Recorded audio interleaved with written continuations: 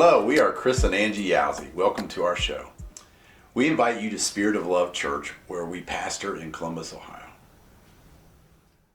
Today, joining us is Mary and Jeff. We invited them on the show so that they can share their experiences. Welcome, guys. How you doing? Good to be Good. here. Thanks for having us. You're welcome. So you guys decided to coach with us. Mm-hmm. Now, sometimes people think coaching is for people they've been married for newlyweds, or just couples who are just young couples. Mm-hmm. You guys have been married for how many years?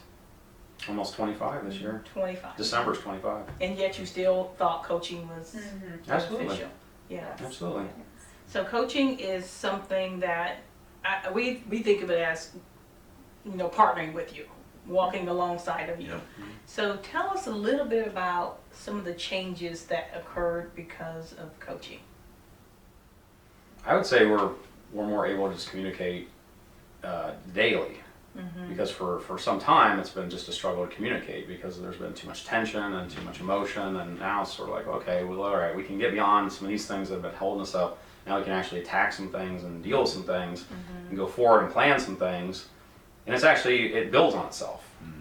The more momentum you get, the ball starts rolling and rolling and rolling. I think we've got that ball rolling, whereas before the ball was just going backwards, rolling down the hill, and we were getting run over by the ball.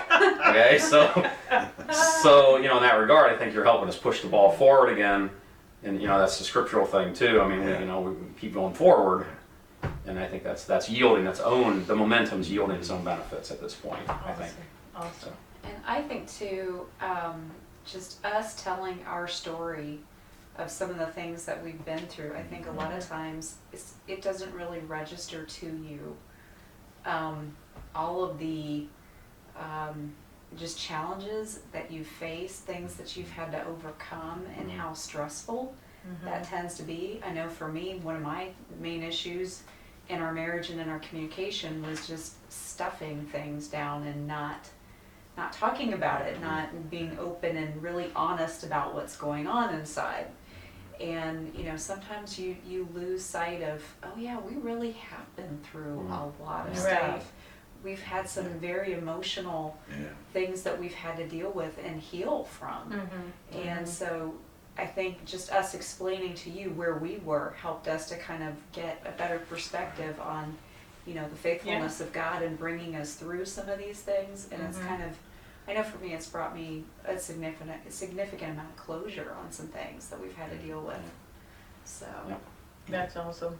Well, when you guys, it's just encouraging to us when we look at you, and your first visit, it was like just overwhelming, and now you guys look so much lighter, and I can see affection. I can see affection. Before it was just more business. We're in it for the long haul, but this is all we got. And now it looks like you guys are enjoying each other. Tell us about how that feels, the connection between you guys now. Well, I mean, to be honest, our relationship was rocky to start with 25 years ago. Even before we got married, we had difficulties during pre-marriage, and just we'd come over. We had all kinds of emotional things we dealt with even back then, and so I think this is not strange to us. It's just, but the season we were in was so overwhelming. This last season we went through, it just needed this extra help.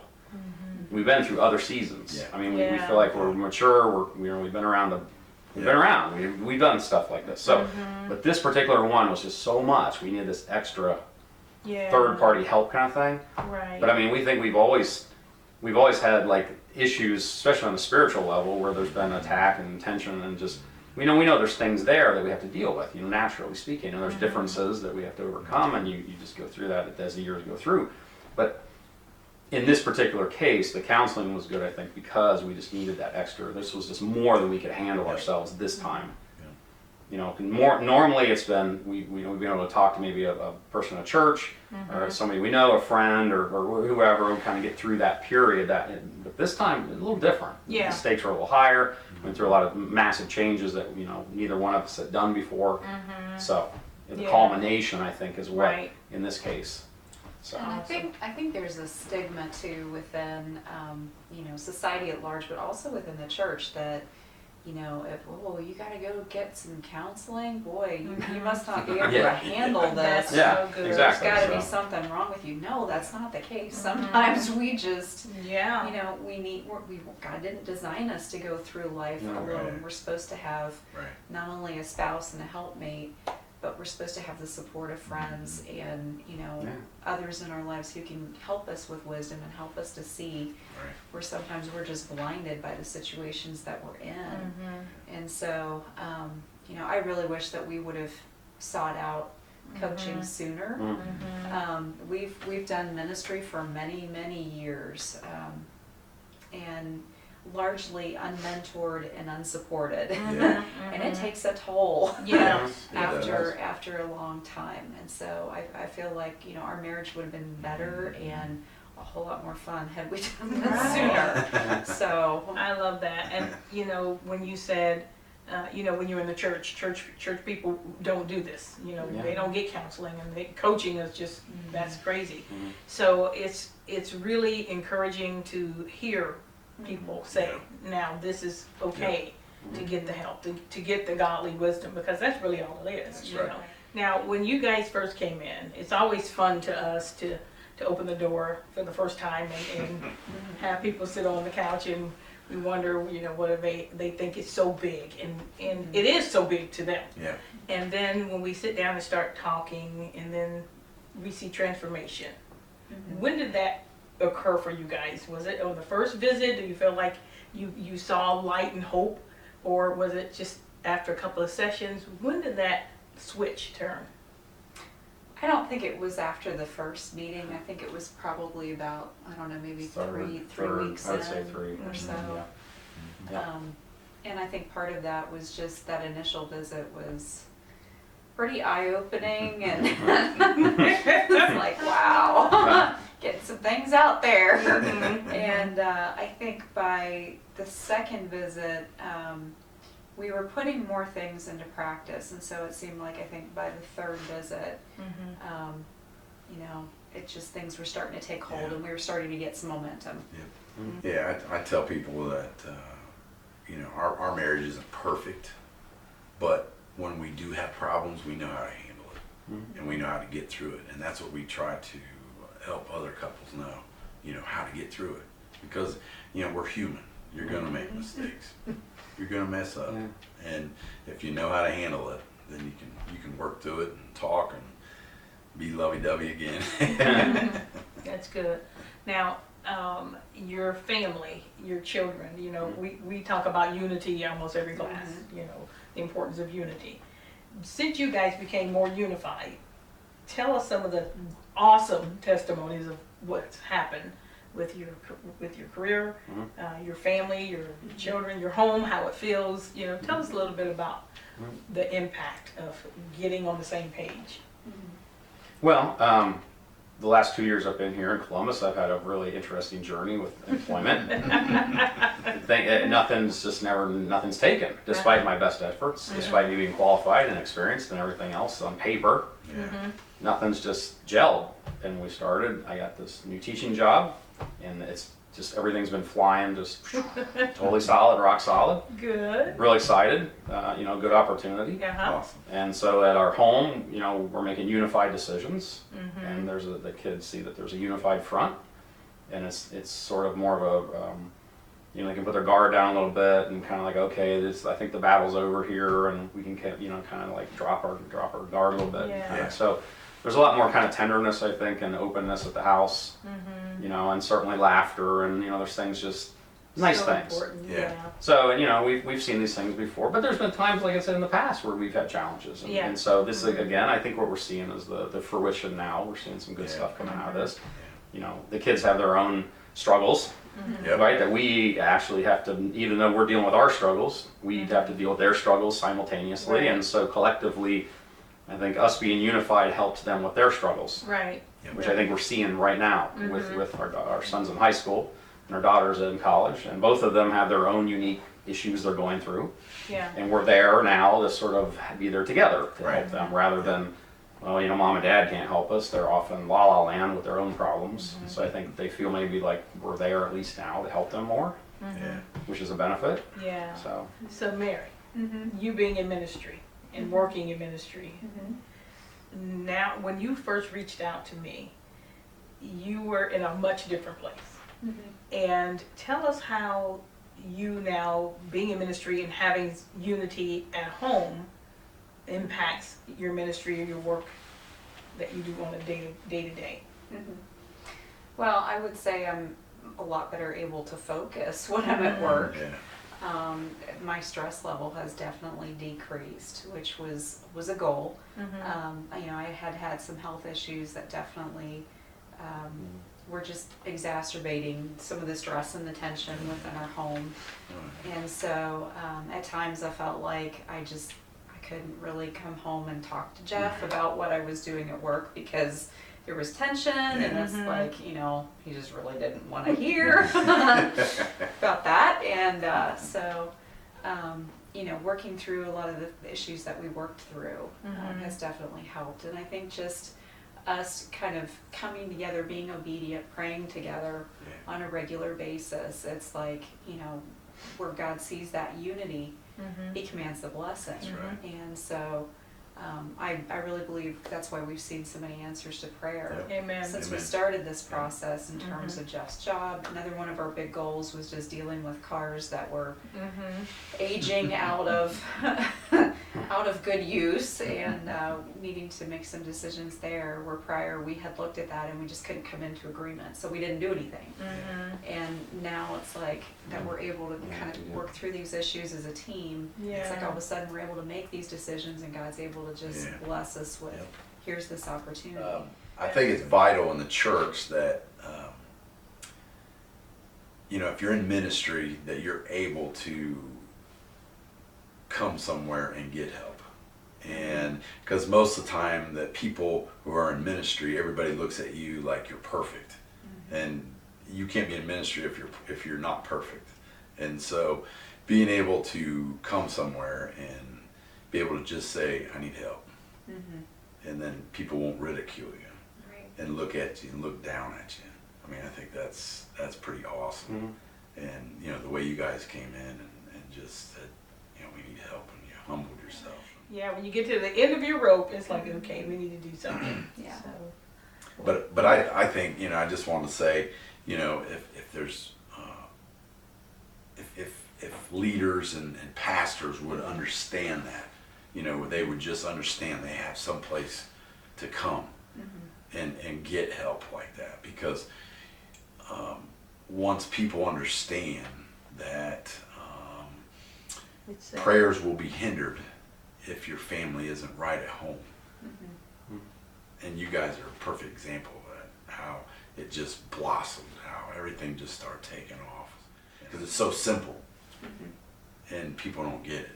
You know, they think they got to treat their husband or wife like dirt, and they still can go up and preach in it. What I've seen is, I don't think we received the help we should have in a church environment, even though we were faithful church members for a long time, forever.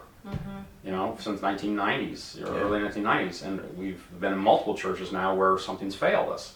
People have failed. People fail us, and so I think finding this objective third party outside place or group or whoever, this resource, has helped immensely, because I think within the church structure, it's challenging sometimes to find people that are you can open up to, for one thing, that are, you're not, you know, because you can be vulnerable. If you're vulnerable here, it's different than if you're vulnerable if you're in ministry or with people that you're with. It's a different social, you know, different setting, right? So I think that's part of it here is we have a freedom here to be able to kind of express ourselves and get really down to the meat of this stuff without stepping on other people's toes and getting into the drama of like a church environment or like, you know, I've known you for 15, 20 years and gosh, and I mean, that's all separated. And I think that's part of this that makes it healthy. Yes, and it's a you safe know, place. I think it's a different feeling, because we've sat and talked to leadership and people before at different times, and I think this is much more, we're much more out of this. Yeah. We're not, there's not a conflict of interest, I guess is what I'm trying to say. Right. Yeah. You know, we're not sort of trying to get help from people that should have helped us before. Right. You know what I mean? That's what I'm kind of saying. Yeah, right? I mean, that goes in Their with mentors. walls up already. So, Yeah. I mean, and our main objective is we just want to see healthy marriages. Yep. You know, that's why we do it. That's why we sacrifice our time, Yeah. and we love to help marriages. And God has just gifted us with the ability to have insight, you know, and we're just as amazed as some of the people that leave here. We think, Yeah. wow, God, What just so happened? awesome, you know, because it really is nothing but the Holy Spirit. Yeah. So we wouldn't try to do any of this without No. without His wisdom, because we would fall on our faces. So. Mhm. Well, scripture talks about definitely restoring our brothers and sisters in humility, and that's something that I think in the church world, you know, there's a lot of competitiveness out there at times. and There's a lot of nobody- people putting masks on. Exactly. I think that's part of what I was pretending- saying. you know, Yeah, they put a pretending show like- on when you go to church sometimes. Yeah. It's just Yeah, pretending like it's all good. It's all good, fine, it's all we're fine. perfect, How you we don't have- doing? God has something great in store for your marriage. Partner with us today, your #1 best-selling authors, Chris and Angie Yousey. I think that, like, one other thing is the Bible is also really clear, like in King David's time, about having many counselors Yeah. and not to Yeah. you know, David was a brilliant man, brilliant strategist, brilliant leader, everything. He was Yeah. totally gifted, blessed to God, the whole bit, right? But he sought out all these counselors. He didn't have to, but he did for his benefit and for the benefit of everybody else. Right. So I mean, I There's think wisdom there's a great bunch of wisdom. There's great examples in that. Yeah. That's maybe lost on some people because there might be pride or some other, you know, there's could be a whole slew of things preventing them from doing that. But that's a good example. Yeah. Even the most powerful people seek out Right. counselors. That's Yep. good. That's good, Jeff. Yeah.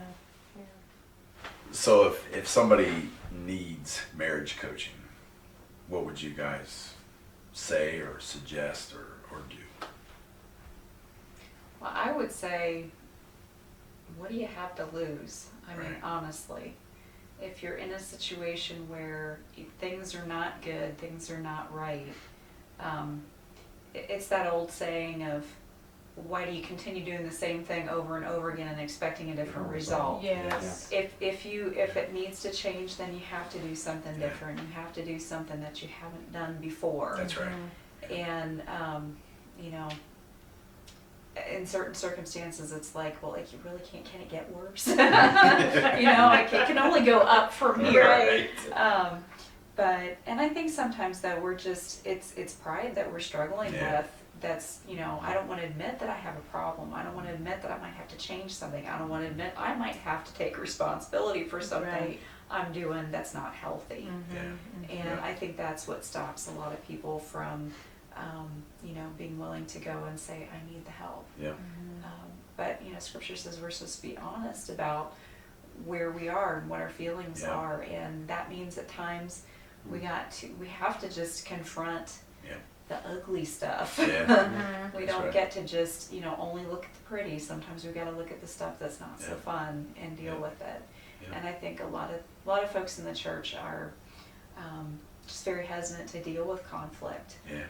because it's not pretty at times. I mean, No. some of the conversations we've had have been Yeah. intense. Yeah.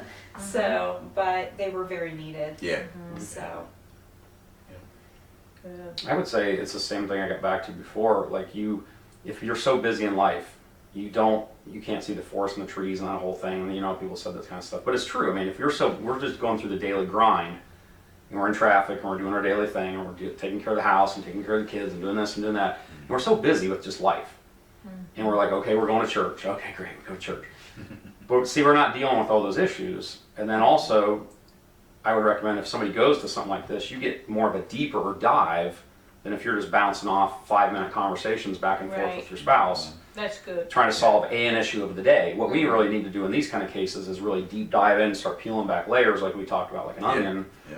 and saying, okay, this isn't just today's battle, this isn't last week's battle, we're talking, this could be years ago battle, this could be years ago something happened in this that changed the whole dynamic of what's going on. And I think that's a big part of it. People are just too busy, and they're not willing to do deep dive. Yeah. Yeah. And you just need to do that sometimes. That's That's a right. very good point. Yeah, when you guys came in, I was thinking about this the other day when you were actually talking about it, how you came in, and what we love about coaching is it's not scripted. You know, we don't have this program that's cookie cutter. Yep. You know, we listen to you guys and Yep.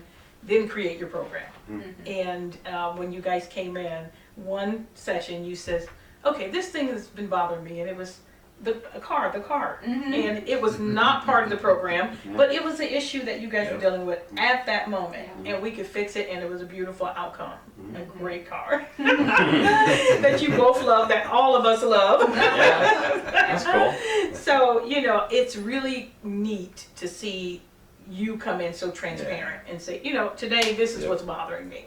And we can walk through it. And as a result, you guys are learning now, or relearning, how to work through conflict. Because that's really what breaks our marriages up, is these conflicts that we can't resolve. So now you guys have learned how to resolve your conflicts and get on the same page that you guys can do this in a healthy way. So I mean, that's just, to us, that's a gift. It's like, this is so awesome. That's cool. But now, if you had to tell us now you can't tell your whole program away because this is your program. But one of the assignments that we've given you, one of the things that you say really made a big impact on our coaching sessions, what would you say that was? I would say for me, it's been just spending time daily praying together. So that was. I was hoping you would say that. It was a little bit of a struggle initially, just figuring out when to do it and who was going to initiate the prayer time. And we worked through all that kind of stuff. But I know for me, it's ministered so much to me, especially as I've been battling.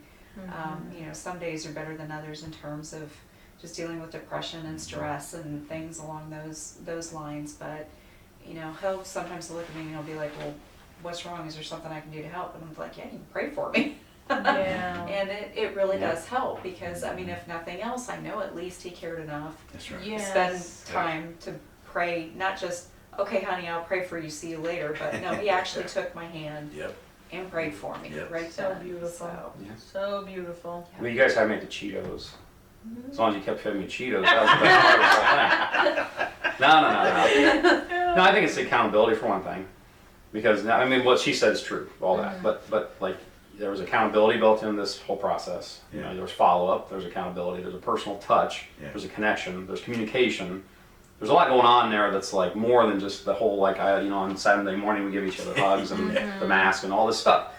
There's a lot more deep, there's a lot more positives here that really engage us. There's a lot more that, we have to participate. You can't just sit back and just go for the ride. Let one of us participate. There's dual participation involved.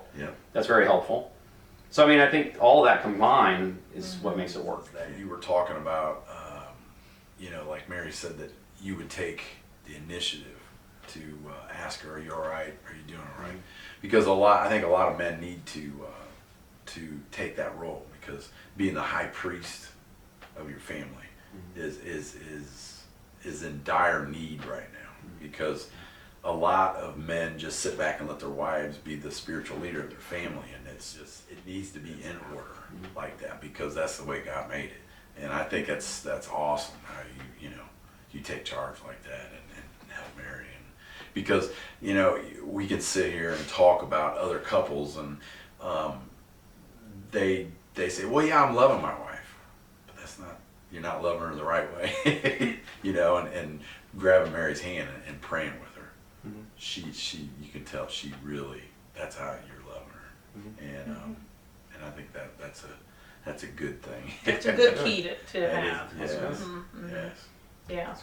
I know when he prays for me, I mean, it just speaks volume, because like I always say, you don't pray for things that aren't important. You pray for the important things, and the things you care about, the things you want to see changed. And when you stop and take the time to pray for someone else, when he prays for me that way, I know that he really does love me, and he really wants the best for me.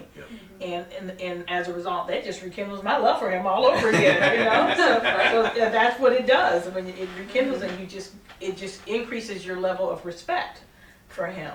And you think, and then a lot of couples, especially as women, we go to our girlfriends and we'll call a prayer line and all kind of different things, and we never think to partner up with the most powerful source right in our homes. True. So once we tap into that, it becomes powerful. And now when I think of whatever I need prayer about, I don't think to call anybody else except for him. Yeah. Because I've seen the results. I've seen when we get unified, Yeah. how God honors that unity and that prayer gets answered just like that. So, and I really feel like that the Lord was waiting for you two to get that straightened out, Yeah. because He has so much in store for you guys. Yeah. So much. You have so many gifts, you know, and talents, and He wants to use you guys. So it's going to be really cool to watch you grow from here, and it's our reward. Yeah, and if people would understand that unity like that, it's so powerful, and it's so, you know, you can conquer the world when you know your wife is standing there waiting on you, and you can conquer the world when you know your husband loves you like that, and that's what's neat. That's cool. Yeah, cheering you on. Yeah, Yeah, yeah. because that's kind of what you're doing when you grab hands. Mm-hmm. You're just saying, I'm gonna help you get through today. I'm gonna help you conquer the world today, and that's what you're doing. Well, it reminds me one of the things you told us last week when we were doing our session is don't forget who your foxhole buddy is. Yes. So That's Yeah. right. Military. But it's true though. It's totally Yeah. true. Yeah. It's a good analogy. Yeah. So it's pretty cool. Yes. We are honored Yes. that you guys trusted us to work with you, because Yes. you had to be very vulnerable Yeah. to say, okay, we're gonna let you into our private mess and help us to help straighten this out, Yeah. you know. And but like we said, we're interested in seeing people healthy and strong in their marriages, but you guys conquered it, and you Yeah. did it beautifully. Yeah. And just keep going. Yeah. Sweet. well, we are duly amazed and impressed that y'all put up with us. That's funny. So Even if you have a great support network, you go to a great church, you have great friends, you got good coworkers, even your family's supportive. Sometimes you need that extra something. Okay, these folks are awesome, and I think it's exactly what we needed in the time we needed it. one of the things that you guys told us early on in our process is how quickly God could turn all of it around if we just took the right steps and if we just were obedient to the Word of God. And it absolutely did turn around very quickly in a matter of a week or two. And so I would just say that there is hope. There's hope for things to improve. Yeah. And don't forget that. Yeah, that's good. That's good. We want to invite you to our Real Marriage Conference November 2nd in Columbus, Ohio. Don't delay, register today.